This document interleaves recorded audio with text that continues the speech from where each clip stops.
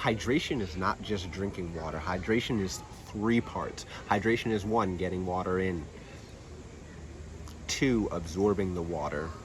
Three, making sure that the water goes where it needs to go. Those are the three steps of hydration. Very, very easy. Now, most people think, I'm doing number one, I'm hydrated.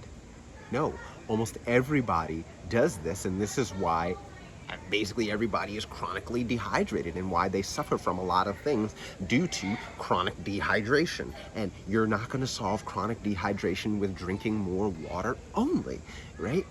Like, let's get into it. I'm going to try to make this video pretty short for you guys because we can really dig into this topic and go crazy on it because it's extremely important, and most people do absolutely nothing right in this category, right? But let's get into it. My name is Jarrett Phelps. I'm a kinesiologist and health coach, and I help people move better and feel better. And most times, people are dehydrated. And in order to solve your chronic aches, pains, health issues, you need to make sure that the body has enough water. Why? Because your body is, you ask anybody, some people are saying 60%, some people are saying up to 75% water, right? But either way, 60% is a large majority and 75% large majority. So most of your body is made up of water. So if you don't have enough water in your body, you can imagine that every single aspect of your life and performance is going to suffer, right? You can imagine that would be absolutely insane. Every part of your life is going to suffer if you don't have enough water. Your brain's not going to perform properly. Your blood's not going to circulate around your body properly. Your muscles, your tendons, your ligaments are not going to be able to slide and glide past each other. Your body is not going to be able to recover itself. Your body is going to run far too hot. Your body is not going to be able to properly absorb nutrients if you don't have enough water in your body, right? So if it's that important, then we have to know all the different ways that we can actually start hydrating our body, right? So again, one is getting water in. Now, if you want, in the getting water in category, people ask, how much water should I drink? I would say half your body weight in ounces. Some people say a lot less, some people say a lot more. That's what I say, right? It seems like a lot, right? Because if you're 100 pounds, you're gonna drink 50 ounces of water, right? And I'm talking about just water, not tea, not some sort of other drink. I'm talking about just water, getting just water in. Or if you have some sort of electrolyte water, right? Like that would be a good idea to get about half your body weight in water. Why? Because like I just mentioned, your body is going to need water, right? It's gonna need water, absolutely gonna need water. There's no questions about that, right? So now that we've gotten that out of the way, what types of water are going to be the best to drink? Well, it's probably spring water. Why? Because whenever you drink water, you're going to want that water to be absorbed. So we're moving into number two, right?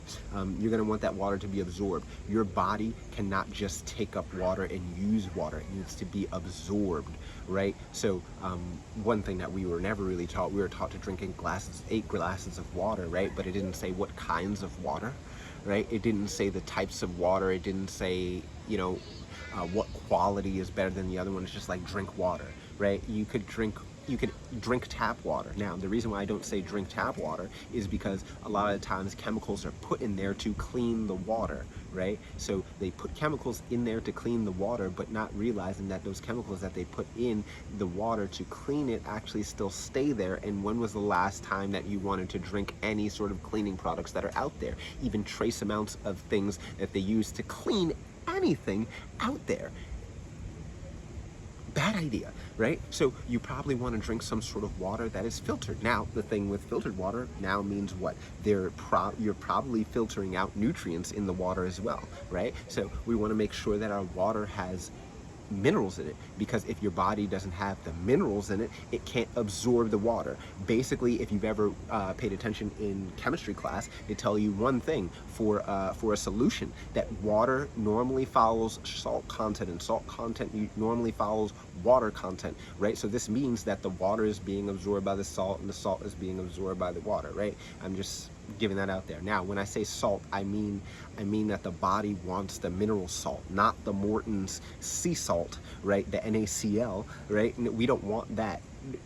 Salt naturally happens in spring water sources, right? So because the water's constantly running over these rocks and all these minerals are being gathered up in the water, right? Your body can take that and absorb that. Even though you don't see it, that's what's in there. Also, with the same thing with the poisons, even though you don't see it, it's still in there, right? So you get a spring water source. That would probably be the best. The best water is probably that Mountain Valley spring water, right? But to just buy in the store, because then you could get crazy and you could get water that is remote osmosis, so that it has absolutely nothing in it, and then you add some sea salt to it, and then or Celtic salt to it, right? Like you could easily do that. So if you have some filtered water, what you would do is you would make sure, well, obviously you get a good filter, but even if you do buy filtered water or distilled water or something, right? People think that those are the cleanest things. They are clean technically, but again, your body needs to absorb that water and it needs to have minerals in it. And in order to have minerals in it, you have to, in filtered water, you're going to have to put the minerals in it, right? And those minerals that you can put is something like a Celtic sea salt, like a pink Himalayan sea salt, like a black sea salt, right? Any sort of sea salts, right? That's going to work really well for your body because it has a lot of minerals in it, right? So you can go ahead and do that to the filtered water. Go ahead and put that in there, and then I like to put some lime or some lemon to help with the nutrient absorption, but then also help with the taste, right? And when you're putting salt in there, you want to put like just a little pinch. You can put a little pinch. Like it doesn't need to be crazy. I literally just gave you the game on how to absorb water and how this could easily start changing the way you interact with everything. Right? This could easily start changing how your body feels and the way you interact with everything simply by getting water into your body and getting it to absorb properly. Now, again, we have 3 phases and we only started going over 2, right? And bonus, if you can get your hands on some hydrogen water, whew, that is probably the best water we could possibly ever drink. That right there, right? Not gonna go into that. You can research that on your own. If you ask me any questions down in the comments below, I'm not gonna go over all of that because I don't want to turn this into that kind of channel. You can go ahead and do some research yourself, right? But what you want to do is go ahead and for the third one is make sure that the water gets to its proper spot. Now, it is good that you drink water. It is good that you absorb that water, right? Because this is going to help your cells, because all your cells have some version of water. The reason why we want to have nutrients with our water, like minerals with our water, is because your body basically does chemistry. And side note, drinking water is not the only way to stay hydrated. Sidebar. We'll come up with another video on that one, but you can also eat things to hydrate yourself, and actually those tend to work a bit better sometimes than water. So just keep that in mind. You can also drink eat nutrients like fruits and vegetables to have you absorb more water, right? But now that we've absorbed the water, we want to push the water to the proper places. What does that mean? Inside of your body, you have something called fascia, you have something called muscles, you have something called ligaments, tendons, bones, cartilage, right? We have all these different soft tissues, and bones are a bit harder, right? But all of these things have water, right? And especially ligaments, tendons, fascia, right? Muscles, all these things push water constantly in and out of them. Now, if your body is dehydrated, what tends to happen is that area that is dehydrated, and an area can get dehydrated because the water has simply been pushed out of it, right? Let's say, for instance, in here, if I'm always like this, the water that's here is likely pushed out of it because my chest is contracted for a long period of the day. So that way, when I go to reach back like this, it's not hydrated, it doesn't slide and glide past each other well. The tissues don't slide and glide like this. So what happens? You start to get friction. That friction causes heat. Sometimes you start to feel pain. When you do start to feel that inevitable pain that starts to pop up, you do want your body to absorb water so that when it actually comes in your body, it can get there. But then also, you want to literally move this tissue around. I like to use myofascial release, and I like to use exercise, a combination of the two,